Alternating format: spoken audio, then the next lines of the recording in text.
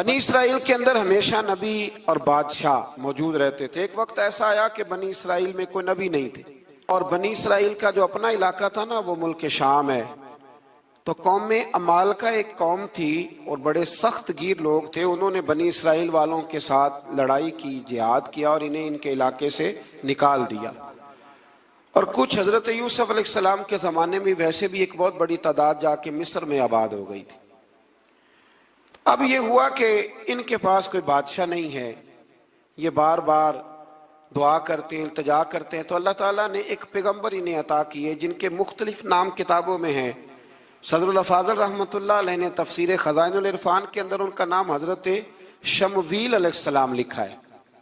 حضرت شمویل علیہ السلام کو اللہ تعالیٰ نے نبوت عطا فرمائی، اور جب حضرت شمویل علیہ السلام اللہ کے نبی ہوئے، بنی اسرائیل والوں کو یقین آیا کہ اللہ نے الحمدللہ ہمیں ایک نبی کے جھنڈے تلے جمع کر دیا ہے، تو پھر انہوں نے کہا کہ آپ ہمارے سامنے ایک بادشاہ بھی مقرر کریں تاکہ ہم اس کی سرپرستی میں جہاد کریں۔ جب انہوں نے یہ بات کی تو اللہ تبارک و تعالیٰ نے حضرت شمویل علیہ السلام کے ذمے لگایا۔ تو ایک اس زمانے میں اللہ کے نیک بندے تھے، جناب طالوت علیہ السلام ان کا نام تھا۔ تو حضرت شمویل علیہ السلام نے انہیں کہا کہ اللہ کریم نے نا تمہارا بادشاہ طالوت کو بنایا ہے، ان کا نام بھی قرآن مجید نے ذکر فرمایا ہے۔ تو بنی اسرائیل کے لوگ کہنے لگے یہ تو غریب آدمی ہے، وہ بکریاں چرایا کرتے تھے، لیکن علم میں بڑے پختہ تھے، وجود میں بڑے طاقتور تھے۔ تو کہا کہ یہ تو غریب آدمی ہے، تو ہم تو زیادہ حق رکھتے تھے کہ ہمیں بادشاہ بنایا جائے۔ تو حضرت طالوت علیہ السلام کے بادشاہ بننے کے بعد حضرت شمویل علیہ السلام نے جو بات کی، اللہ کریم نے اسے قرآن مجید میں بیان فرمایا۔ رب فرماتا ہے بسطتاً فی العلم والجسم، اسے اس لیے تمہارا بادشاہ بنایا گیا ہے کہ اسے ہم نے کشادگی دی ہے، علم میں بھی اور جسم میں بھی۔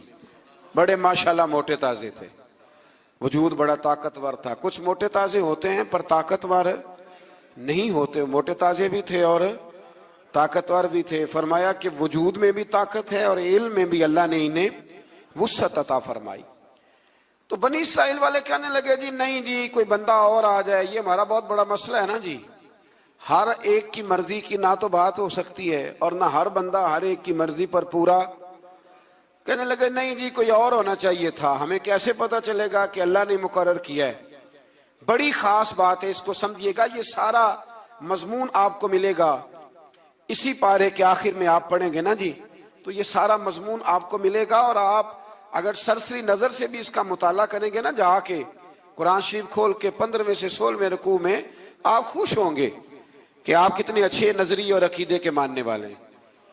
تو جب کہا نا کہ طالوت کو ہمارا بادشاہ بنایا گیا تو دلیل کیا ہے؟ تو قرآن کہتا ہے کہ حضرت شمویل علیہ السلام نے فرمایا کہ تمہارا ایک تابوت تھا، ایک صندوق تھا تمہارے پاس، وہ صندوق تمہارا قوم عمال کا اٹھا کے لے گئی تھی، ان کے بادشاہ ہونے کی دلیل یہ ہے کہ اللہ تمہارا وہ صندوق تمہیں واپس کر دے گا، وہ تمہارا صندوق تمہیں واپس کر دے گا۔ اس صندوق میں کیا ہے؟ وہ حضرت آدم جنت سے ساتھ لے کے آئے تھے، اس میں تھا کیا؟ تو قرآن مجید کہتا ہے کہ اس کے اندر نا حضرت ہارون علیہ السلام اور حضرت موسیٰ علیہ السلام کے تبرکات تھے، تبرکات۔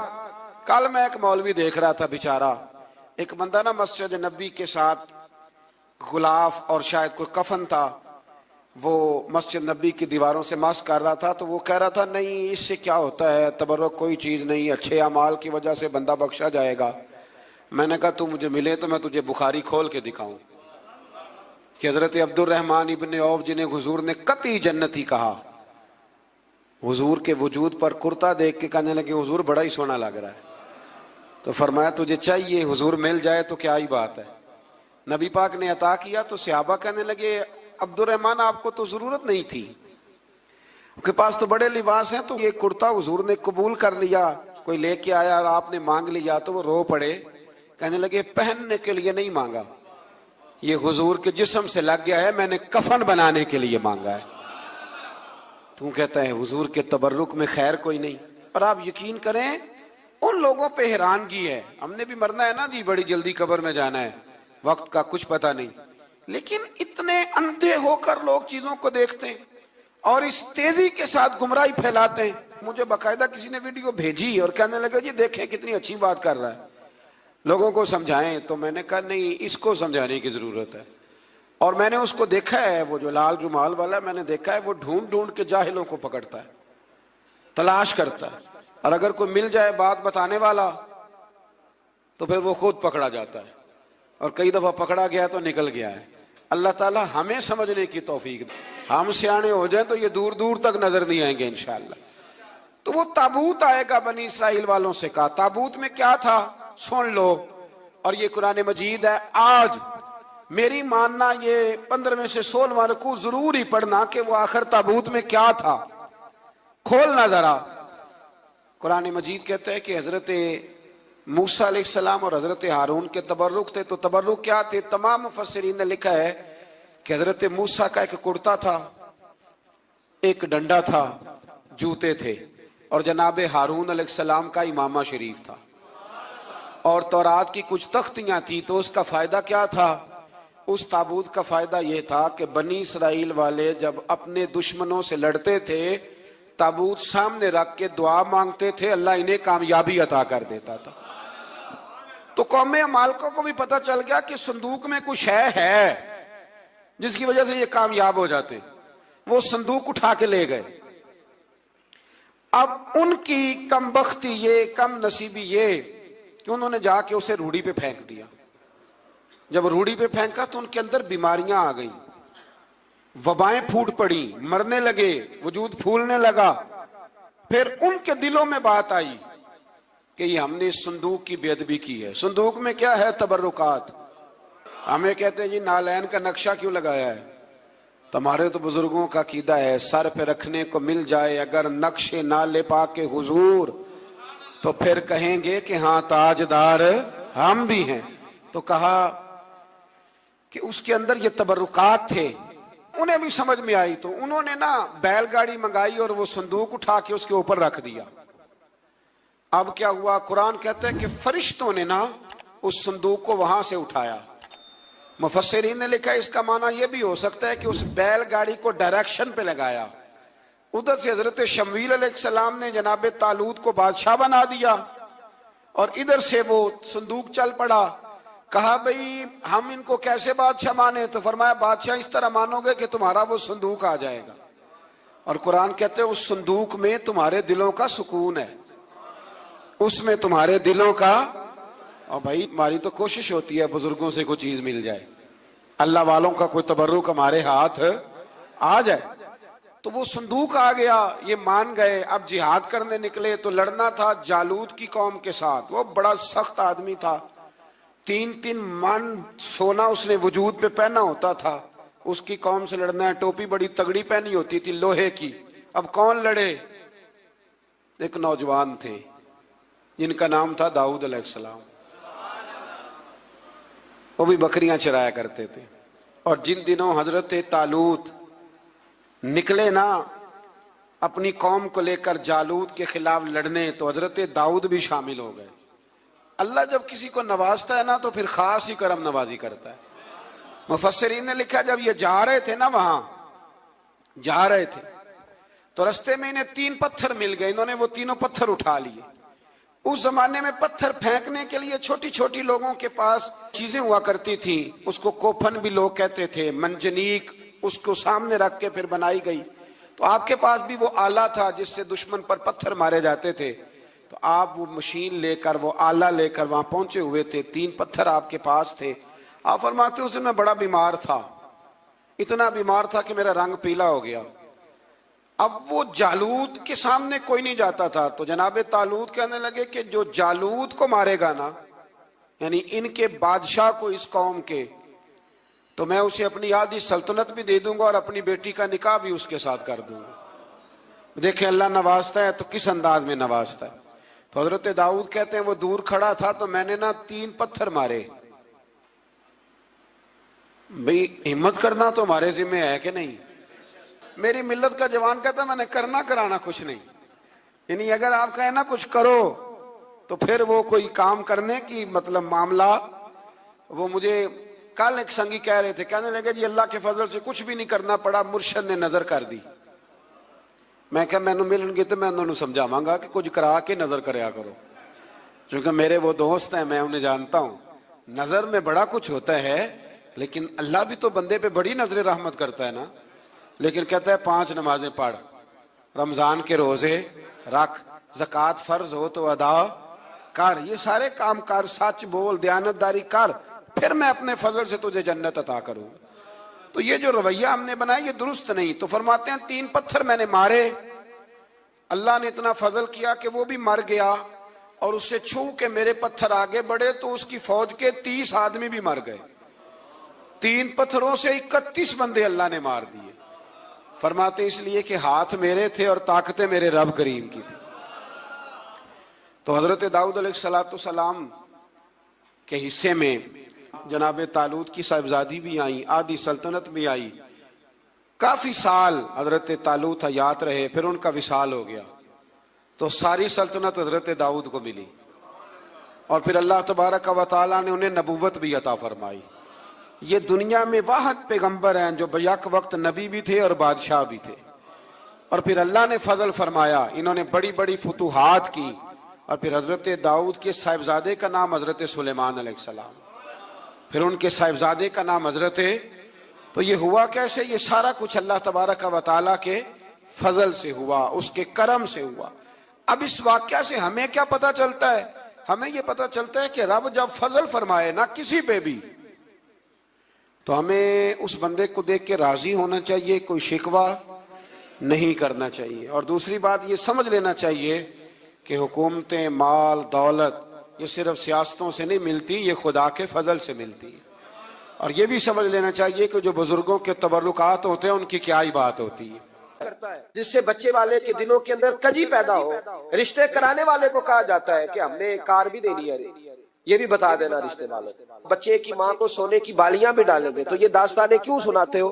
پھر کہتے ہو لڑکوں والے لالچی ہو گئے. تو یہ کہانیاں ہم گڑھتے ہیں, جھوٹ خود لوگوں کے سامنے ہم رکھتے ہیں, اور بعد میں جب اوقات واضح ہوتی ہے پھر رشتے ٹوٹتے ہیں.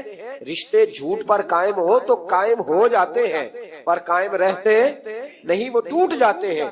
رشتے وہی قائم رہتے ہیں جو رشتوں کے ساتھ قائم ہوا کرتے ہیں, جن کی بنیادیں خلوص ہوتی ہے. جھوٹ ہمیشہ انسان کو تباہ کرتا ہے. کیا حسن ہے میرے نبی پاک کے فرمان میں, کیا خوبصورتی ہے. حضور نے فرمایا الصدق ینجی والکذب یہلک. 2 جملوں میں کائنات کی ساری حقیقتیں بیان کر دی. حضور فرمانے لگے سچ بول, سچ تجھے نجات دلا دے گا, سچ تجھے بچا لے گا. والکذب یہلک, جھوٹ نہ بولنا تو ہلاک ہو جائے گا. جھوٹ نہ بولنا, یہ محبوب کا فرمان. جھوٹ تجھے ہلاک کر, ہر لحاظ سے بندہ جھوٹا تباہ ہوتا ہے. سیاسی, سماجی, کاروبار, معیشت, دنیا, رشتے, ہر چیز جھوٹ پہ مبنی. کچھ لوگوں کو بیماری ہے جھوٹ بولنے کی, لارا لگانے کی. کسی نے کہا یار اتنی ضرورت پڑ گئی, کہا کوئی مسئلہ ہی نہیں, تیرا حل ہو جائے گا. بھئی تیرے پاس نہیں ہے تو صاف انکار کر. جھوٹ بول کر جیتنے سے بہتر ہے انسان سچ بول کے ہار جائے. اس کو کہے کہ بھائی نہیں میرے پاس گنجائش نہیں, کل آ جانا, پرسوں آ جانا, سویرے آ جانا, کیا ضرورت. ان سے انسان کا وقار مجروح ہوتا ہے. میرے نبی پاک علیہ السلام جس معاشرے میں تشریف لائے نا, اس معاشرے میں بڑے عیب پائے جاتے تھے. بچیوں کو زندہ دفن کر دیتے تھے, قتل و غارت تھی, سارا کچھ تھا. ابو سفیان کہتے ہیں ہم سارے جرم کرتے تھے, لیکن عرب کے لوگ جھوٹ نہیں بولتے. عرب کے لوگ, یہ ذرا غور کرنا, انفرادی بات عرض کرنا. فرماتے چوری, چکاری, ظلم, بربریت سارا کچھ تھا, اور ہم سمجھتے تھے کہ جھوٹ بولنا ہمارے حسب نسب کے خلاف ہے, یہ ہماری شان مردانگی کے خلاف.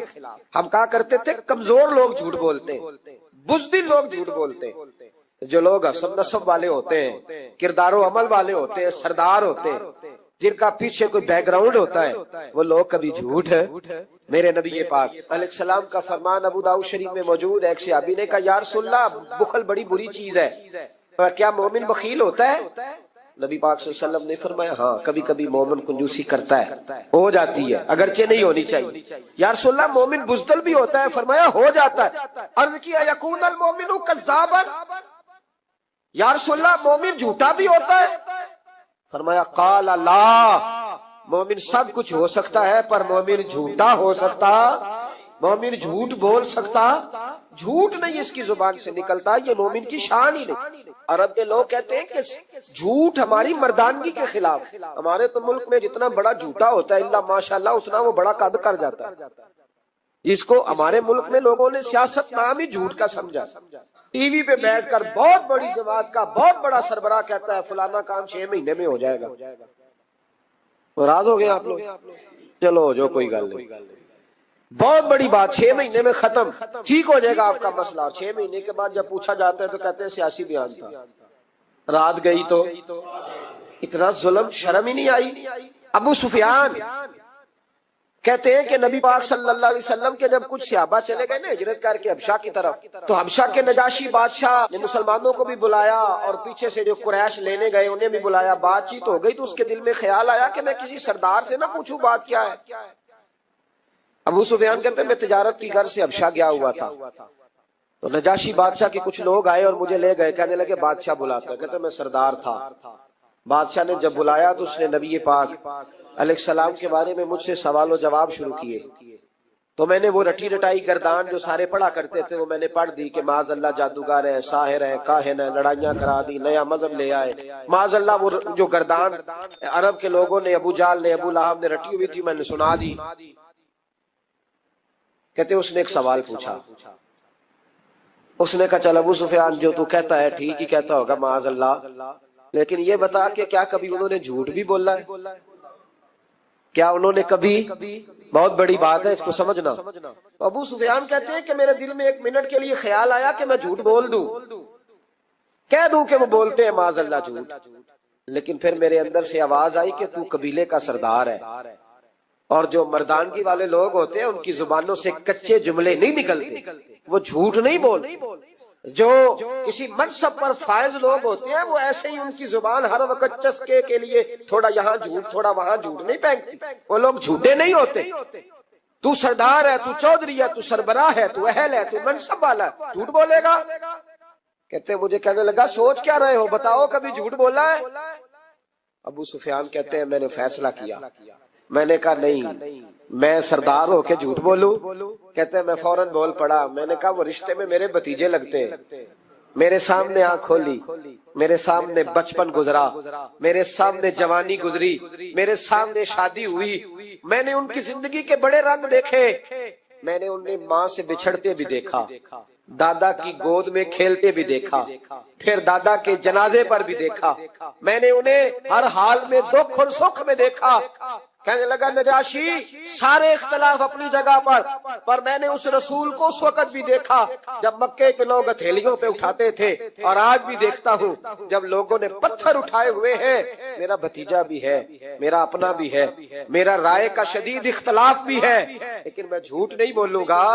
وہ میرا بھتیجا دکھ میں ہو یا سکھ میں ہو، وہ آسانی میں ہو یا تکلیف میں ہو، امیر کے پاس بیٹھے یا غریب کے پاس بیٹھے، اس کی زبان سے جب بھی نکلتا ہے حق اور سچ ہی نکلتا ہے۔ اس نے زندگی میں کبھی جھوٹ بولا؟ اسیر دشمن کی چاہ میں بھی، مخالفوں کی نگاہ میں بھی امی ہے، صادق ہے، معتبر ہے، میرا پیغمبر عظیم تر ہے، میرا پیغمبر عظیم تر ہے۔ کہا ان کی زبان سے کبھی جھوٹ نکلا؟ کبھی نہیں نکلا ان کی زبان سے جھوٹ۔ تو کہتے اب نجاشی نے فیصلہ سنایا، نجاشی نے بات کی، فیصلہ سنایا تو کمال کر دی۔ کیا بات کی نجاشی نے؟ کہنے لگا ابو سفیان پھر تم کس طرح کہتے ہو کہ ان کا دین سچا نہیں؟ کہنے لگے جو بندوں کے معاملے میں جھوٹ نہیں بولتا وہ رب کے معاملے میں کیسے بولے گا؟ جو بندوں کے معاملات میں جھوٹ نہیں بولتا ان سے یہ توقع کیسے رکھتے ہو کہ وہ اللہ کے معاملے میں جھوٹ بولیں گے؟ فرمایا مان کیوں نہیں جاتے کہ اگر وہ بندوں کے حق میں سچے ہیں تو اللہ کے پیغام کے حق میں بھی سچے ہیں۔ سچائیاں حسن ہے، سچائی حسن ہے، سچائی ایک خوبصورتی ہے، سچائی تیرا وقار ہے۔ دیکھیں نا تیرے جملوں کے لوگ قیدی ہو گئے، اور جب ٹٹول کے دیکھا تو اندر سے تو کچھ اور نکل آیا، کل تو کچھ کہہ رہا تھا، سویرے اٹھ کے تو کچھ کہہ رہا، تیرے لفظ کچھ ہے، تیرا رویہ کچھ اور ہے۔ زندگی میں یاد رکھنا کسی بڑے کی خوشامد کر کے کبھی اسے محبت نہ ڈالنا۔ جھوٹ بولتے ہیں ہم لوگ، अपना हुलिया हमने सदाकतों के बादशाहों जैसा बनाया होता है, लेकिन हमारे लफ्जों में झूठ होता है, हमारे लबो लहजे के अंदर ये कराहत होती है। हजरत बायजीद बुस्तामी फरमाया करते थे, जो जुबान का सच्चा नहीं होता उसको कभी मार्फत का नूर नसीब नहीं होता, जाके 2000 जुब्बा डाल के बैठ जाए। मार्फत का नूर उसे मिलता है जिसकी जुबान पर हक और सच होता है। याद रखना, सच्चाई इतनी बड़ी दौलत है। इमाम फखरुद्दीन राजी रहमतुल्लाह ताला ने एक बड़ी प्यारी हदीस लिखी है। कहते हैं नबी पाक सल्लल्लाहु अलैहि वसल्लम के पास एक शख्स आया, उसने कहा या रसूलल्लाह मैंने कलमा पढ़ना है पर 4 चीजें हैं जो मुझसे छूटती नहीं और आप उनको हराम कहते हैं,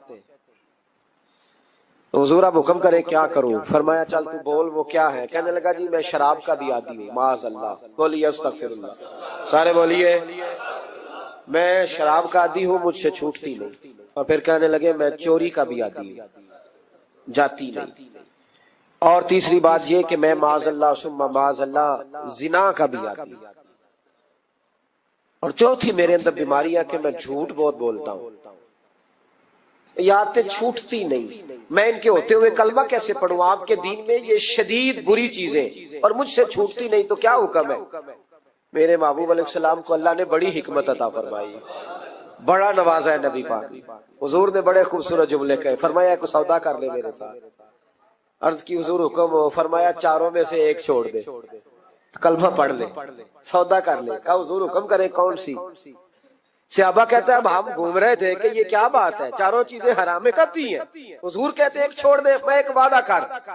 कहा या रसूलल्लाह हुक्म करे। तो सहाबा कहते हैं अब जब हुजूर ने कहा एक छोड़ दे तो हम फिर तज्जिया कर रहे थे कि शराब बड़ी गंदी है, जिना बड़ा गंद है, चोरी किसी के हक में डाका है, जुल्म है। लेकिन मेरे नबी पाक अलैहिस्सलातु सलाम ने क्या खूबसूरत फरमाया, फरमाया चल तू झूठ छोड़ दे। क्या छोड़ दे? अल्लाहु अकबर। फरमाया झूठ छोड़ दे। अर्ज की बाकी? फरमाया बाकी अल्लाह फजल करने वाला है, तू झूठ छोड़ दे। अब लोग कहते हैं कि हम हैरान थे कि इतनी गंदी चीजें, शराब भी, जिना भी, चोरी भी, और हुजूर ने सिर्फ झूठ छुड़वाया है। वो सरदार कहता है मैं घर गया, शराब की बोतल पे हाथ डालने लगा, दिल में ख्याल आया शराब पी के सहाबा के मजमे में जाऊंगा, तो अगर किसी सहाबी ने पूछा कि तूने शराब पी है, झूठ बोलूंगा तो नबी पाक के वादे का क्या बनेगा, और सच बोलूंगा तो उस महफिल नूर में बैठूंगा कैसे शराब पी के? कहते 2-3 दफा हाथ बढ़ाया पर मजा नहीं आया, मैंने पटखी दीवार के साथ बोतल, मैंने कहा ये तो गई, ये नहीं पीऊंगा आज के बाद। कहते फिर मैं बाहर निकला उस औरत के पास रात गुजारने जहां मुंह काला करना था। कहते हैं जब पहुंचा तो उसने पहला सवाल पूछा, कहने लगी सुना है तू कलमा पढ़ गया है? कहते बस वजूद चकनाचूर हो गया। ओ मेरे दोस्तों, लोग पूछते तो है ना तू किसका बेटा? हाँ ओ संगियो, लोग पूछ लेते हैं तू किस उस्ताद का शागिर्द है। और यारो याद रखो, तेरा हुलिया देख के लोग पूछते हैं तू किस मुर्शद का मुरीद है। याद रख, अपने लिए ना सही किसी की इज्जत के लिए सही, अपने लिए ना सही किसी की इज्जत के लिए, तू किसी के लिए ही बदल जा यार, तू किसी का ही ख्याल कर जा, चल किसी और के लिए अपने आप को तब्दील कर जा। अपने लिए ना सही देख, तू किसी और के लिए ही बदल जा, अब तेरी किसी और से भी निस्बत है। लोग किसी और के साथ तुझे मंसूब करते हैं, उनका दीवाना हूँ, उनका मजजूब हूँ। क्या ये कम है कि मैं उनसे मंसूब हूँ? कहा उस बीबी ने, कहने लगी सुना है तू कलमा पढ़ गया है? कहते हैं बिजलियां दौड़ गई। मैंने कहा अगर झूठ बोलूं तो हुजूर के वादे का क्या बनेगा? महबूब ने कहा झूठ नहीं बोलना, अगर सच बोलूं तो फिर इसके करीब कैसे जाऊं? कहते वहां से भी लौट आया। अब मेरी जिना की आदत भी गई। अगली शाम हुई तो सामने माल पड़ा था एक आदमी का, वो आदमी का फलता उस पे हाथ डालने लगा, तो दिल में ख्याल आया ये सवेरे तफ्तीश भी करेगा। अगर पूछता पूछता मुझ तक आ गया कि तूने तो नहीं चोरी की, तो झूठ तो मैं बोल ही नहीं सकता, हुजूर से वादा किया है, और सच बोलूंगा तो मेरी आबरू क्या बचेगी। कहते हैं शाम एक दिन में गया, अगले दिन की शाम हुई तो सिर्फ सच की आदत अपनाई, मेरा जिना भी गया, मेरी चोरी भी गई, मेरी शराब कबाब भी गए। कहते हैं तीसरे जाके दरवाजा रसूल पे बैठा, सहाबा बाकी अपना काम करते रहे, मैं सिर्फ मुस्तफा का चेहरा तकता रहा, मैं बस चेहरा तकता रहा। देर हो गई तो एक सहाबी कहने लगे क्या देख रहे हो? तो मैंने कहा इस रसूल का कमाल देख रहा हूँ, इस महबूब का कमाल देख रहा हूँ। ایک جھوٹ چھڑوایا ہے تو رب کریم نے مجھے سارے تقوی عطا فرما دیے. یہاں تو جھوٹ کے پلندے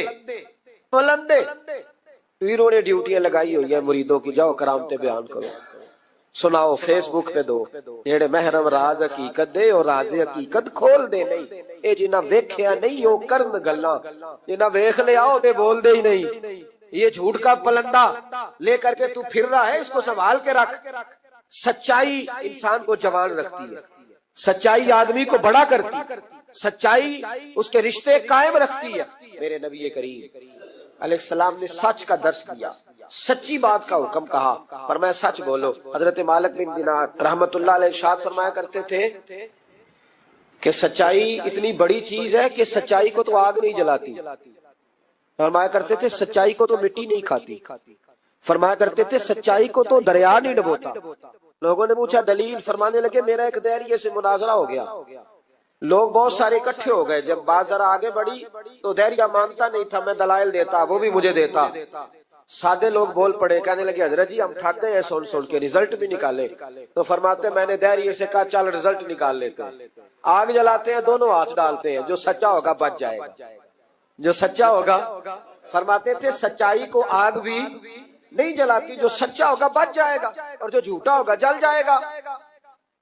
فرماتے ہیں آگ جلا لی. اب میں نے اسے کہا چل ہاتھ ڈال، تو وہ جھوٹا تھا، جھوٹ کے پیر کوئی نہیں ہوتے، وہ ہاتھ ہی نہیں آگے کرتا، ہاتھ ہی نہیں بڑھاتا. کہتے میں نے زبردستی پکڑ کے اس کا ہاتھ آگ میں کیا، کئی دیر تک آگ میں رکھا، نہ اس کا جلا نہ میرا جلا. کہتے باہر نکلا، لوگوں نے شور کر دیا یہ کیا ہے؟ میں نے عرض کی مولا نہ اس کا جلا نہ میرا. فرماتے عاطف غیب سے ندا آئی، مالک بن دینار سچے کے ہاتھ میں بھی جس کا ہاتھ ہو ہم اس کا بھی نہیں جلایا کرتے. سچے کے ہاتھ میں بھی جس کا ہاتھ ہو ہم اس کا بھی. تیرا ہاتھ اس نے پکڑا اور جلا دوں، کہا علیحدہ کر. کہتے ہیں میں نے کہا چل بھئی اب علیحدہ ڈال دیں. اور ڈرنے لگا، میں نے کہا یہ تو ڈالنا ہی پڑے گا. کہتے ہیں ہاتھ ڈالنا، اس کا جل گیا، میرا بچ گیا. تو لوگ کہنے لگے یہ کیا ہوا؟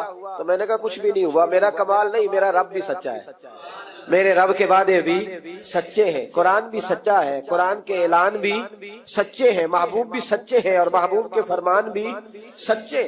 سچائیاں تو آگ میں ڈالے تو نہیں جلتی، ہم لوگ کیسے علیحدہ ہو جاتے. اور پھر میں نے عرض کی کہ کوئی فائدہ نہیں ہوتا لوگوں کا، بلا وجہ جھوٹ بولتے، جھوٹی خوابیں بیان کرتے، جھوٹے نظریات اور جھوٹی کہانیاں لوگ گھڑ کے بیان کرتے. آتے ہیں تو قصیدہ خوانی کرتے، بادشاہوں کے، پیروں کے، علماء کے قصیدے پڑھتے آ کے، ان کو کہتے ہیں کیا بات ہے کیا بات. نہ بھائی وہ تعریف ہوتی نہیں جو منہ پہ کی جاتی، تعریف تو وہ ہوتی ہے جو تو کسی تیسری جگہ جا کے بیٹھ کے کرتا ہے. یہ میری بات یاد رکھنا، جو منہ پہ کی جاتی ہے وہ خوشامد ہوتی ہے.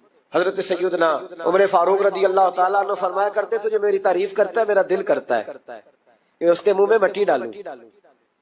ہمارے ایک بزرگ تھے مولانا غلام علی اوکاڑوی صاحب رحمۃ اللہ علیہ، رات میں اوکاڑے میں تھا تو ان کی خوشبوئیں بڑی آ رہی تھی وہاں سے. تو ان کی جب کوئی تعریف کرتا تھا تو وہ اس دور میں ہم یہ نہیں نہ کہہ سکتے کسی کو کہ تیرے منہ میں مٹی ڈالوں. تو جب کوئی تعریف کرتا تھا تو وہ اپنے رنگ میں بولتے تھے.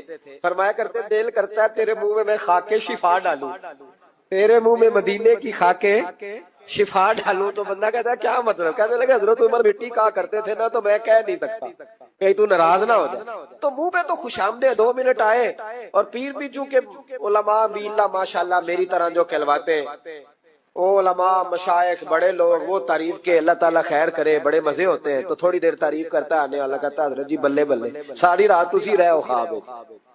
یہ 2-3 تعریفیں سنو، اب میں گیا، آپ جانے اور آپ کا کام جانے. تو بھائی تعریف خالی کرتے رہنے کا کیا مطلب ہے؟ پیارا تو وہ ہوتا ہے جو مشن کا وارث ہوتا ہے، جو دست و بازو بنتا ہے، جو آگے بڑھتا ہے، جو دکھوں سکھوں میں دھوپ چھاؤں میں ساتھ ہوتا ہے. آ کے تعریف کرنا، کلادہ ملانا، نکل جانا. کئی دفعہ ساتھ رہنے والے تعریفیں نہیں کر پاتے، کوئی ضرورت بھی نہیں ہوتی، انہیں ضرورت بھی نہیں، اس لیے کہ وہ تعریف نہیں کر رہے، وہ عمل کر رہے، وہ نوکری کر رہے، وہ ڈیوٹی کر رہے. تو ہم تعریفوں کے پل باندھتے. ابا جی کی بھی کچھ لوگ میری تعریفیں کرتے ہیں، خدمت کوئی نہیں کرتے، صرف تعریف پہ گزارا کرتے. تعریف نہ کر، یہ جھوٹ کا پلندہ نہ باندھ. ایک بزرگ کی تحریر پڑھ رہا تھا، رات کو بڑا مزہ آیا. فرمانے لگے نبی پاک کے زمانے کے تو جانور بھی سچ بولتے تھے. کیا کہہ دیا میں نے؟ حضور کے زمانے کے کون؟ حضور کے زمانے کے تو جانور بھی سچ بولتے.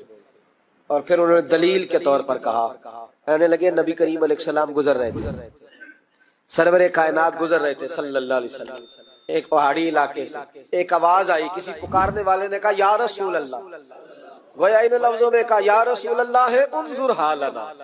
حضور نے پلٹ کے دیکھا تو ہرنی بندھی ہوئی تھی، ہرنی۔ نبی پاک علیہ السلام گئے اس کے پاس، ایک روایت ہے کہ صحابی نے اس کو باندھا تھا، ایک روایت ہے کہ یہودی نے باندھا تھا۔ حضور گئے، آ کے کہا کیا بات ہے؟ تو عرض کرنے لگے یا رسول اللہ یہ بندہ مجھے قیدی بنا کے لایا اور آپ میرے تھنوں کو دیکھے دودھ سے بھر گئے، بچے میرے تڑپ رہے، اگر تھوڑی دیر کے لیے یہ مجھے چھوڑ دے تو میں وعدہ کرتی ہوں دودھ پلا کے فوراً واپس آ جاؤں گا۔ نبی پاک صلی اللہ علیہ وسلم نے یہودی سے کہا چھوڑ دو، اس نے کہا اگر نہ آئی تو؟ نبی پاک نے فرمایا یہ سچے سے وعدہ کر رہی ہے تو سچا کر کے دکھائے۔ حضور کے زمانے کے جانور یہ سچا وعدہ کر کے دکھائے۔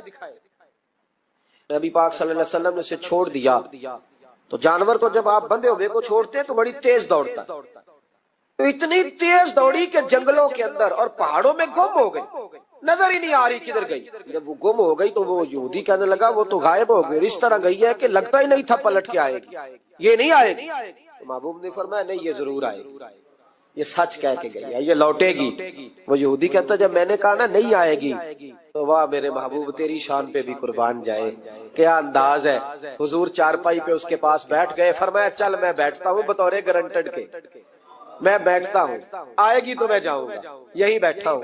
وہ کہتے حضور بیٹھے رہے، شام ڈھلنے لگی، میں نے کہا کوئی نہیں آئی، فرمایا فکر نہ کر آئے گی۔ کہتے تھوڑی ہی دیر گزری تو وہ لہراتی ہوئی آئی، وہ دوڑتی ہوئی آئی، پہلے آ کے اس نے حضور کے قدم چومے، سجدہ کیا، اور پھر وہ شکریہ ادا کر کے واپس گئی، جہاں رسی بندھی ہوئی تھی اس کے پاس جا کے بیٹھ گئی، کہنے لگی مجھے باندھ لو، میں وعدہ کیا تھا۔ تو نبی کریم علیہ السلام نے فرمایا جا اسے جا کے باندھ، اس نے باندھ لیا تو حضور فرمانے لگے چل میرے ہاتھ بیچ دے۔ نرخ بازار محبت کا انوکھا ہو گیا، خود خریداروں میں شامل آ کے مولا ہو گیا، کہا بیچ دو میرے ہاتھ میں خرید لیتا ہوں۔ اس نے عرض کی حضور نہیں میں نے نہیں بیچنا۔ کہا کیوں؟ عرض کرنے لگے یا رسول اللہ اسے نہیں بیچنا، میں نے اپنا بیچنا ہے، مجھے کلمہ پڑھا دے، انہیں مسلمان ہونا ہے، اور جب میں غلام ہوں تو میری ہر شے آپ کی ہے۔ میرے رسول پاک علیہ السلام نے اسے آزاد کر دیا۔ امام زرقانی فرمایا کرتے تھے تو سچ بولے گا تو آزاد ہو جائے گا، جھوٹ بولے گا تو قیدی رہے گا۔ حضور نے اسے سچ کی برکت سے آزاد کر، الصدق ینجی، سچ تجھے نجات دلاتا ہے، سچ تجھے بچا لیتا ہے، سچائیاں انسان کو زندہ رکھتی ہیں۔ آپ دیکھ لیں اس ملک کے اندر کتنے سیاستدان آئے، پھر وہ گزر گئے، اللہ جانے کہاں گئے، بیوروکریٹس آئے گزر گئے، جو لوگ سچ بولتے ہیں وہ قائم رہتے ہیں، جن کے افکار میں سچائیاں تھیں، جن کے کردار میں گفتگو میں سچائیاں تھیں وہ موجود ہیں۔ زمانہ سارا گزر جائے گا لیکن حضرت خواجہ معین الدین اجمیری کا مزار چمکتا ہی رہے گا۔ دنیا کہیں سے کہیں پہنچ جائے پر بابا فرید الدین کی شان میں کمی آ سکتی نہیں، اور سارے لاہور میں جب سناٹا چھا جاتا ہے تو داتا علی اجمیری کے مزار پر اس وقت بھی قرآن پاک کی تلاوت ہو رہی ہوتی ہے۔ جو سچ لے کے آئے اور جنہوں نے سچائیاں بکھیری، ان کا کمال یہ دیکھو کہ آج بھی وہ چمک رہے ہیں، سچائیاں باقی رہتی ہیں۔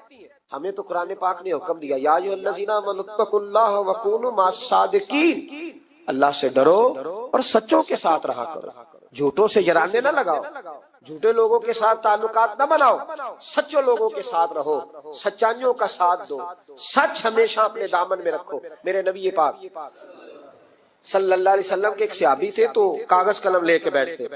اب تو ہمیں علم کی قدر نہیں ہے نا، بڑی بڑی حسین باتیں ہوتی ہیں پر وہ 2-4 گھنٹے سننے کے بعد بھول جاتی ہیں، چونکہ محفوظ کرنے کا معیار ہی نہیں، طبیعت ہی نہیں۔ تو وہ صحابی جب حضور کی بارگاہ میں آیا کرتے تھے تو کاغذ قلم لے کے آتے، محبوب جو بھی ارشاد فرماتے لکھ لیتے۔ کچھ لوگوں نے ان سے کہا کہ یار حضور کی طبیعت مبارک کبھی جلال میں، کبھی جمال میں، کبھی خوش طبی میں، کبھی کسی طرح، تو ہر شے لکھ لیتا ہے، دیکھا کر جب حضور تربیت کے انداز میں اور لوگوں کو سمجھانے کے انداز میں واعظ و نصیحت کر رہے ہو اس وقت لکھا کر، جب کسی سے انفرادی گفتگو ہو رہی، صرف فقط ایک شخص پر فوکس ہو، ایک سے بات ہو رہی ہو تب نہ لکھا کر، جب اجتماعی طور پر کوئی دستور کوئی منشور دیا جائے تب لکھا کر۔ تو ہر بات لکھتا ہے، حضور کبھی مسکرا کے بات کرتے ہیں، کبھی جلال میں۔ اس نے کہا یار تیرا فلسفہ تو ٹھیک ہے، لکھنا چھوڑ دیا۔ کہتے ہیں اگلی شام میں بغیر کاغذ قلم کے آیا تو محبوب علیہ السلام نے فرمایا تیرے کاغذ پینسل کدھر ہے؟ तेरा कागज पेंसिल किधर है? मजमे में बैठे लोग समझते हैं शायद सामने वाले को इतने लोगों में खबर नहीं, लेकिन जो ताड़ने वाले हैं वो कयामत की नजर रखते हैं। वो खबर होती है कि कहाँ क्या हो रहा है। किस मेरे हजरत साहब फरमाया करते थे, हम तो बात करते हैं तो कई दफा समझ आ जाती है चेहरे का असर देख के कि अब ये सोच क्या रहा है, अब ये क्या अंदर खिचड़ी पका रहा है, यहाँ तक अल्लाह वालों को समझ आती। कहते हैं नबी पाक अलैहिस्सलाम ने जब पूछा ना कागज कलम कहाँ है, तो मेरे आंसू ही निकल गए। मैंने कहा इसका मतलब है कि मेरे महबूब की मुझ पे नजर रहती है कि इस हाल में आता है, किस तरह आके बैठता है, क्या इसका अंदाज है, हुजूर को पता है। फरमाते हैं मैं रो पड़ा, कागज कलम किधर है? अर्ज की या रसूल अल्लाह सल्लल्लाहु अलैहि वसल्लम, कुछ लोगों ने कहा था कि हुजूर कभी जलाल में, कभी जमाल में, कभी इनफिरादी गुफ्तगू करते हैं तो हर शय लिखता है, खास खास मौके के वाज़ व नसीहत लिखा कर। तो फरमाते हैं मेरे नबी पाक अलैहिस्सलातु वस्सलाम ने फरमाया उक्तुब उक्तुब उक्तुब, तो लिखा कर लिखा कर लिखा कर। मैं किसी हाल में भी हूँ, किसी रंग में भी हूँ, किसी मौके पर भी हूँ, मेरे मुंह से जो भी निकलता है हक और सच ही निकलता है। जितनी दौलत और शोहरत की मोहब्बत इंसान के बातन में तबाही करती है। ये चीजें हमें जकड़ रही हैं तेजी से, शोहरत, इख्तदार, चाहा जाना, गली का नाम मेरे नाम पे हो जाए, मोहल्ले का नाम मेरे नाम पे हो जाए, बरादरी का बड़ा मुझे मान लिया जाए, फलानी शय मेरी, मैं ये होता हूँ, मैं वो होता हूँ। भाई इन चीजों की तो जगह ही नहीं थी तेरे दिल में, ये किधर से आ गई तेरे दिल में? तो तेरे लिए तो नुस्खा ये तजवीज किया गया था कि तेरी जान से भी ज्यादा करीब रसूल पाक है। तुझे तो सुबह से शाम तक देखना था कि तूने महबूब की नात कितनी पढ़ी है, तूने तो देखना था दिल में तड़प कितनी है रसूल पाक के लिए, हुजूर की सुन्नत का, शरीयत का पास कितना है। सुबह से शाम तक तूने तो ये सोचना था कि मैं खिदमत दीन मतीन में अपना किरदार कितना अदा कर सकूं। तुझे जिंदा रखना है, तेरी रूह को अगर बचना है तो वो नबी पाक की मोहब्बत से बचेगी। मरकजी नुक्ता फाजले बरेलवी ने समझाया है, ईमान का मरकजी नुक्ता। सब लोग कहते हैं दुनिया में सुबह शाम दुआएं मांगी जाती हैं, या अल्लाह बा ईमान ले जाना, या अल्लाह बा ईमान ले जाना, या अल्लाह बा ईमान ले जाना, अल्लाह ईमान पे खात्मा करना। तो आला हज़रत फरमाते मुझे तो खात्मा बिल खैर का पता भी चल गया कैसे होता है। हुजूर किस तरह होता है? फरमाते इन्हें जाना, इन्हें माना, ना रखा गैर से काम। उस पर एक नतीजा मुरतब हुआ है, वो भी अगले मिसरे में बयान करते हैं। फरमाते हैं कि इन्हें जाना और इन्हें माना, फिर न रखा गैर से काम, तो नतीजा क्या निकला? लिल्लाहिल हम्द, मैं दुनिया से मुसलमान गया। फिर शुक्र है अल्लाह का मेरा ईमान सलामत रहा। हम अगर अपने दिल को इस मोहब्बत में ले आएंगे ना मेरे भाई, तो फिर न रखा गैर से काम। मैं आपको यकीन से बताता हूँ, ये बस कर दें जी ड्रोन श्रोन, हमारा क्या लेना देना इन चक्करों से। अल्लाह आपको जज़ाए खैर अता फरमाए। हम तो आपसे बात करने आए हैं और आप बात सुनने आए हैं। अल्लाह खैर फरमाए। किसी दरवेश का आईना टूट गया था, तो कहा जनाब आईना टूट गया। फरमाने लगे चलो शुक्र है अपना आप देखने से जान तो छूटी। अपना आप ही देखते रहते थे। घर से आईना देखना बुरी बात नहीं, लेकिन सिर्फ अपना आप ही देखते रहना और हर वक्त देखते रहना, खुदा मुझे ऐसी खुदाई ना दे कि अपने सिवा कुछ दिखाई ना दे। ये भी कोई इतना ठीक मसला नहीं। आप गौर फरमाए, क्या अर्ज करना चाहता हूं आपकी खिदमत में मेरे अजीज। एक तो अगर मैं बड़ी समझदारी से और बड़े गौर से और बड़ी तवज्जो से आपको ये बात समझाना चाहता हूं कि अगर हुजूर से प्यार करोगे, अल्लाह तबारक व तआला की तरफ से जमीन पर नाज़िल किया गया एक ऐसा बाबरकत संदूक कि जिससे मोमिनों के दिलों को चैन और करार दिया जाता था। मोमिनों के दिलों में चैन और करार पैदा करने वाला एक ऐसा संदूक कि जिसकी ताकत का कोई भी मुकाबला नहीं कर सकता। इस संदूक के अंदर अल्लाह तबारक व तआला ने इतनी बरकत और ताकत रखी थी कि ये संदूक जिस कौम के पास भी होता, उस कौम के सामने बड़ी बड़ी कौमें हार मान लेती। और तारीख में जिस कौम के पास भी ये संदूक रहा, वो कौम दुनिया की फातेह कौम रही। प्यार दोस्तों, ये ऐसा करामाती संदूक है कि जिसको हासिल करने वाला पूरी दुनिया पर गालिब आ सकता है, और जिसको हासिल करने के लिए आज भी दुनिया की सबसे ताकतवर कौम यहूदी कौम पागल हो रही है। और दुनिया की सुपर पावर कौम होने के बावजूद भी ये कौम اس صندوق کو حاصل کیوں کرنا چاہتی ہے؟ پیارے دوستو، آج کی اس ویڈیو میں ہم آپ کو اس صندوق کے بارے میں بتائیں گے کہ جو دنیا کا سب سے طاقتور اور سپر پاور صندوق ہے، اور جس کا ذکر اللہ تبارک و تعالیٰ نے قرآن پاک میں تابوت سکینہ کے نام سے کیا ہے۔ یہ تابوت سکینہ کہاں سے آیا اور اس تابوت کو کس چیز سے بنایا گیا، اور اس تابوت کے اندر ایسا کیا ہے کہ جس کی وجہ سے پوری دنیا اس تابوت کو حاصل کرنا چاہتی ہے، اور اس کے ساتھ ساتھ آپ کو یہ بھی بتائیں گے کہ یہ تابوت آج کہاں پر ہے، اور بالآخر یہ تابوت سکینہ کس کو ملے گا۔ پیارے دوستو، ان تمام سوالات کے جوابات قرآن و حدیث کی روشنی میں آج کی اس ویڈیو میں ہم آپ کو بتائیں گے، لہذا آپ سے گزارش ہے کہ ہماری اس ویڈیو کو اینڈ تک ضرور دیکھیے گا۔ پیارے دوستو، اللہ تبارک و تعالیٰ نے اس روئے زمین پر نسل انسانی کی ابتدا حضرت آدم علیہ السلام سے کی۔ جب حضرت آدم علیہ السلام جنت سے اس دنیا میں تشریف لائے تو اللہ تبارک و تعالیٰ نے حضرت آدم علیہ السلام کے ساتھ جنت سے بہت ساری چیزیں زمین پر اتاری۔ انہی چیزوں میں سے ایک تابوت سکینہ بھی تھا۔ اس طرح سب سے پہلے تابوت سکینہ حضرت آدم علیہ السلام کو عطا کیا گیا اور یہ تابوت جنت سے اتارا گیا۔ تابوت سکینہ کا ذکر اللہ تبارک و تعالیٰ نے قرآن پاک کی سورہ بقرہ کی آیت نمبر 248 میں کیا ہے۔ اس تابوت سکینہ کو شمشاد کی لکڑی سے بنایا گیا اور یہ تابوت ایک صندوق کی شکل میں تھا۔ تابوت سکینہ کو تابوت سکینہ اس وجہ سے کہا جاتا ہے کہ اس تابوت کے ذریعے اللہ تبارک و تعالیٰ مومنین کے دلوں کو چین اور سکون عطا فرماتا تھا، لہذا اسی سکون و قرار کی وجہ سے اس تابوت کا نام تابوت سکینہ رکھا گیا۔ حضرت آدم علیہ السلام کی زندگی میں یہ تابوت حضرت آدم علیہ السلام کے استعمال میں رہا۔ جب حضرت آدم علیہ السلام کا آخری وقت آیا تو حضرت آدم علیہ السلام نے اپنی زندگی ہی میں اس تابوت کو اپنے بیٹے حضرت شیس علیہ السلام کے سپرد کر دیا، کیونکہ حضرت آدم علیہ السلام کے بعد منصب نبوت پر فائز ہونے والے حضرت آدم علیہ السلام کے بیٹے حضرت شیس علیہ السلام تھے، لہذا اس وجہ سے اللہ تبارک و تعالیٰ کے حکم کے مطابق یہ تابوت حضرت شیس علیہ السلام کو دے دیا گیا۔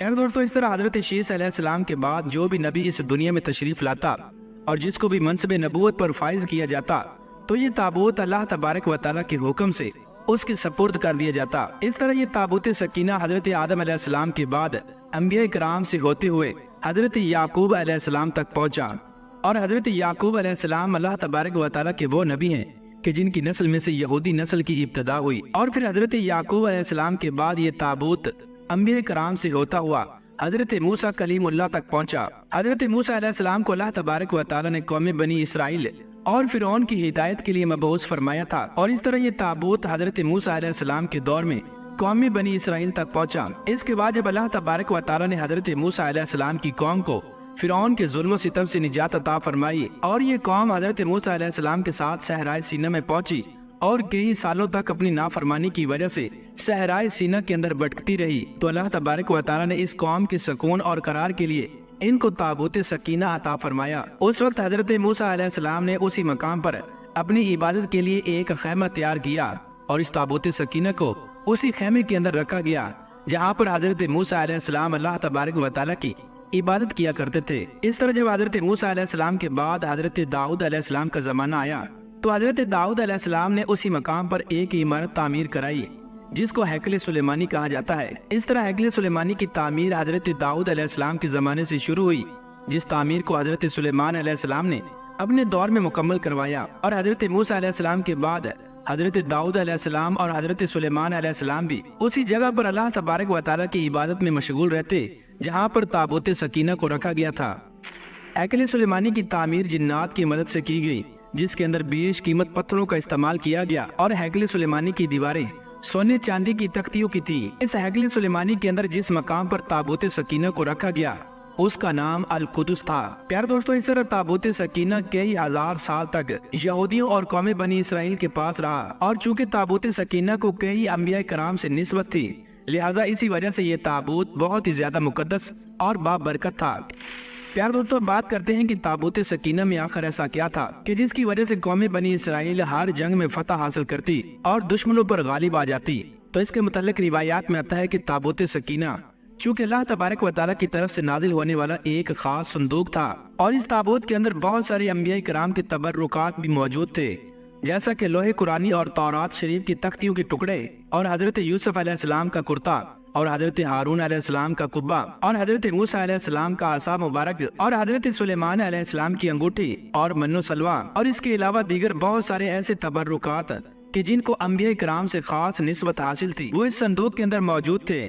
لہذا اسی وجہ سے یہ صندوق बहुत ही ज्यादा बाबरकत था। रिवायात में आता है कि जब कौम बनी इसराइल बड़े बड़े लश्करों से जंग करती और वो लोग तादाद में इनसे कहीं ज्यादा होते और उनके बड़े बड़े लश्करों को देखकर कौम बनी इसराइल डर जाती और इनके दिलों पर खौफ सवार हो जाता, तो उस वक्त कौम बनी इसराइल ताबूत सकीना को अपने सामने रखते और अल्लाह तबारक व तआला की बारगाह में दुआ करते। इस दुआ के बाद ताबूत सकीना से ऐसी बरकतों और रहमतों का नज़ूल होता कि जिसकी बरकत से कौम बनी इसराइल के दिल पहाड़ जैसे मजबूत हो जाते और इनके दिलों से अल्लाह तबारक व तआला के हुक्म से दुश्मनों का डर निकल जाता और इस तरह ये दुश्मनों पर गालिब आ जाते। इस तरह अल्लाह तबारक व तआला ताबूत सकीना के जरिए कौम बनी इसराइल के दिलों को सुकून और करार अता फरमाता और ये कौम हर मैदान की फातेह कौम रहती। और अगर इस कौम पर कोई मुसीबत या परेशानी नाजिल होती या इस कौम पर अगर कोई बुरा वक्त आ जाता तो ये कौम ताबूत सकीना को अपने सामने रखकर उसका वसीला अल्लाह तबारक व तआला की बारगाह में पेश करते, तो अल्लाह तबारक व तआला ताबूत सकीना की बरकत से उस मुसीबत या परेशानी को दूर फरमा देता और इस तरह कौम बनी इसराइल की हर दुआ ताबूत सकीना की बरकत से अल्लाह तबारक व तआला की बारगाह में मकबूल होती। यार दोस्तों, जब तक ताबूत सकीना कौम बनी इसराइल के पास रहा ये कौम दूसरी कौमों पर गालिब रही और कोई भी दुश्मन इस कौम को शिकस्त नहीं दे सकता था। और इसी ताबूत सकीना की बरकत से कौम बनी इसराइल को पूरी दुनिया के अंदर ऐसा अरूज मिला कि जिसका कोई तसव्वुर भी नहीं कर सकता था। इन तमाम तर नेमतों के बावजूद यहूदी और कौम बनी इसराइल एक ऐसी बदबख्त कौम थी कि जो बार बार अल्लाह तबारक व तआला की नाफरमानियों के अंदर मुब्तला हो जाती और अल्लाह तबारक व तआला की नेमतों को भूलकर अल्लाह तबारक व तआला की नाफरमानियां करने लगती।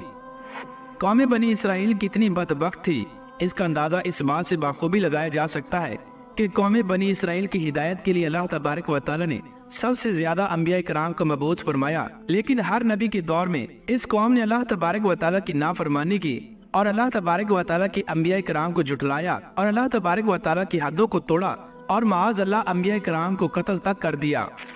मिलाकर जब ये कौम काबिल हिदायत ना रही तो अल्लाह तबारक व तआला का दर्दनाक अजाब इन पर मुसल्लत कर दिया गया और कौम अमालका के सरदारों ने कौम बनी इसराइल पर हमला कर दिया और कौम अमालका ने कौम बनी इसराइल का कत्ले आम किया और इनकी बस्तियों को उजाड़ दिया।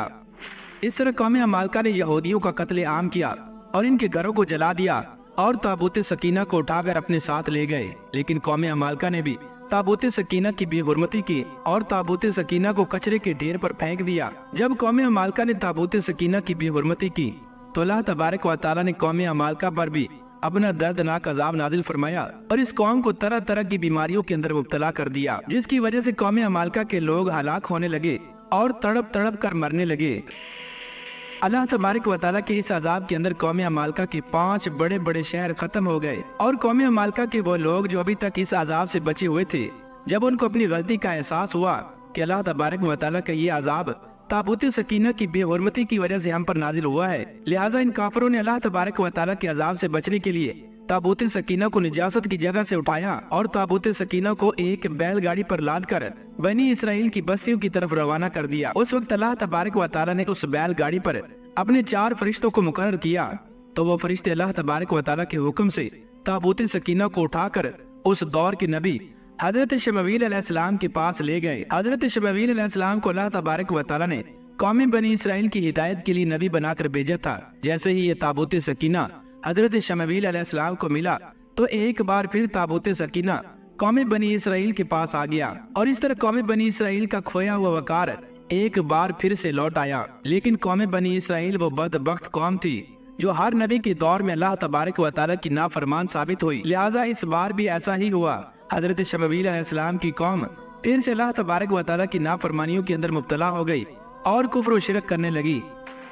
इस तरह जब ये कौम फिर से अल्लाह तबारक व तआला की नाफरमानियों के अंदर मुब्तला हो गई और कुफ्र व शिरक करने लगी तो अल्लाह तबारक व तआला का दर्दनाक अजाब फिर से इस कौम पर नाजिल हो गया। और एक जाबिर और जालिम बादशाह कि जिसको दुनिया बख्त नसर के नाम से जानती है, बख्त नसर बादशाह अल्लाह तबारक व तआला का कहर बनकर कौम बनी इसराइल पर मुसल्लत हो गया। चुनाचे बख्त नसर ने यरूशलेम पर हमला कर दिया जहाँ पर यहूदी कौम आबाद थी और यहूदियों को चुन चुन कर उनका कत्ले आम किया। इस तरह जब बख्त नसर ने यहूदियों के शहर पर हमला किया और उनके शहर को तहस नहस कर दिया, तो इस जंग और कत्लो गारत के अंदर ताबूत सकीना कहीं गायब हो गया। इस तरह इस जंग के बाद ताबूत सकीना को किसी का कुछ पता न चला कि ताबूत सकीना आखिर कहाँ पर चला गया। और ये यहूदी कौम उस वक्त से लेकर आज तक उस ताबूत सकीना को तलाश कर रही है ताकि यहूदी कौम ताबूत सकीना को हासिल करके दोबारा से अपना खोया हुआ वकार पाले और उस ताबूत सकीना की बरकत से यहूदी कौम पूरी दुनिया पर हुक्मरानी कर सके और ये कौम दुनिया की सबसे ताकतवर कौम बन जाए। इसी वजह से आज की इस दौर में यहूदी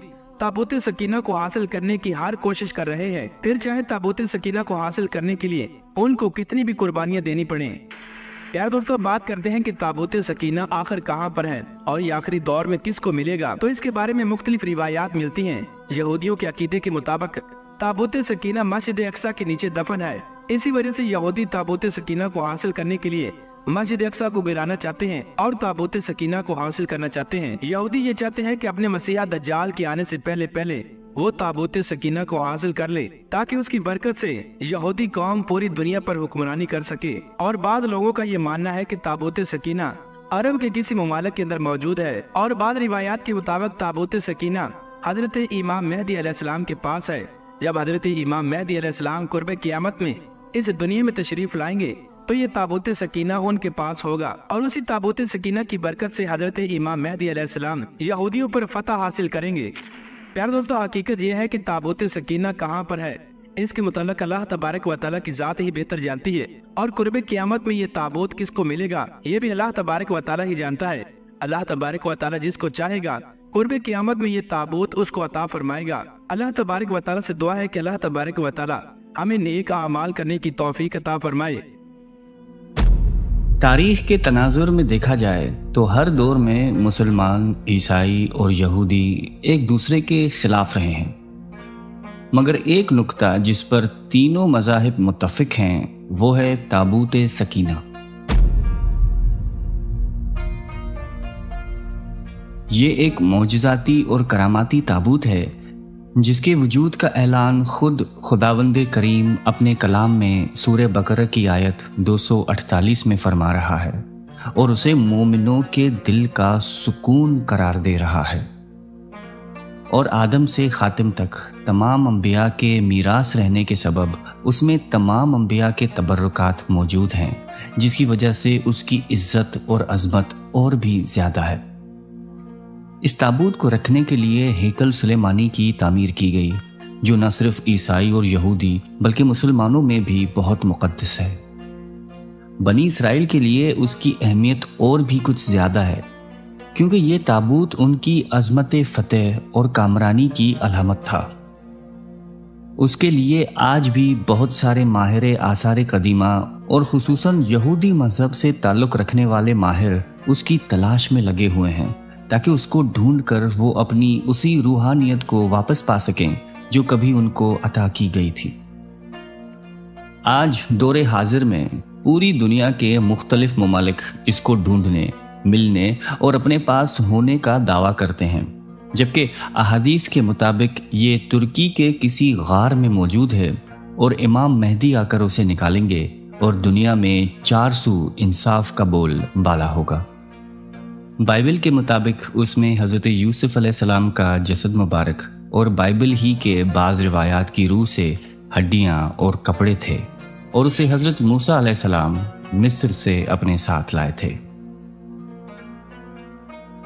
इस ताबूत के बारे में अल्लाह सुब्हानक व तआला का इरशाद गिरामी है और उन्हें उनके नबी ने कहा कि इस तालूत की बादशाही की निशानी ये है कि तुम्हारे पास संदूक यानी ताबूत आएगा, उसमें तुम्हारे रब की तरफ से सकीनत यानी एक तसल्ली है और आले मूसा और आले हारून ने जो कुछ छोड़ा था उसमें से बाकी चीज़ें हैं, उसे फरिश्ते उठाए हुए होंगे। बेशक उसमें तुम्हारे लिए यकीनन एक निशानी है अगर तुम मोमिन हो। इस आयत मुबारका से ये वाज़े होता है कि वो संदूक अल्लाह ताला की तरफ से तालूत के बादशाह मुकर्रर होने की निशानी थी और उसमें हज़रत मूसा और हज़रत हारून अलैहिस्सलाम की बाकी अशिया थीं।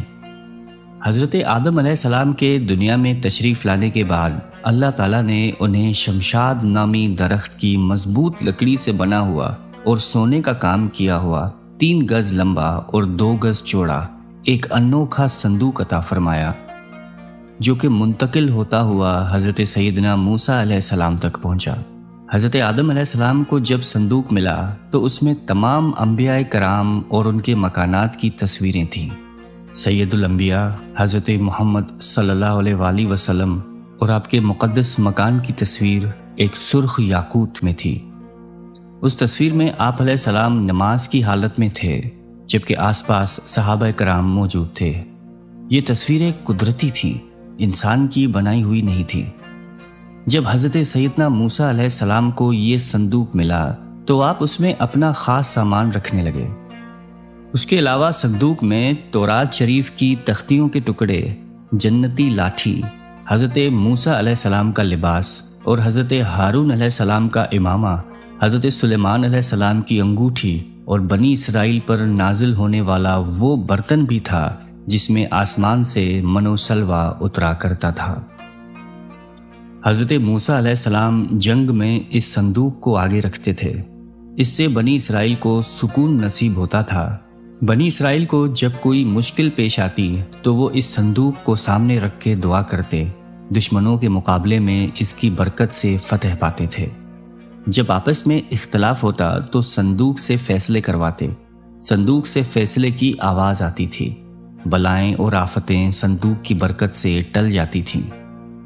اسرائیلی تابوت سکینہ کو اپنے قبلہ کے طور پر بھی استعمال کرتے تھے۔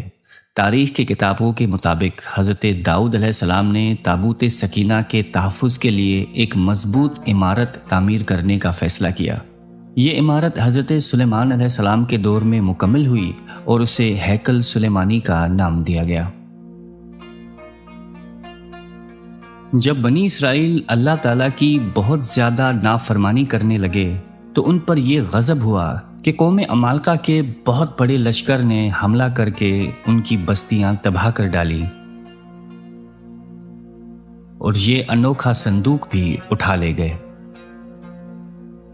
اس کے بعد قوم عمالقہ نے صندوق کو گندی جگہ رکھ کر بے ادبی کی، جس کے نتیجے میں وہ مختلف بیماریوں کا شکار ہو گئے اور ان کی 5 بستیاں ہلاک ہو گئیں۔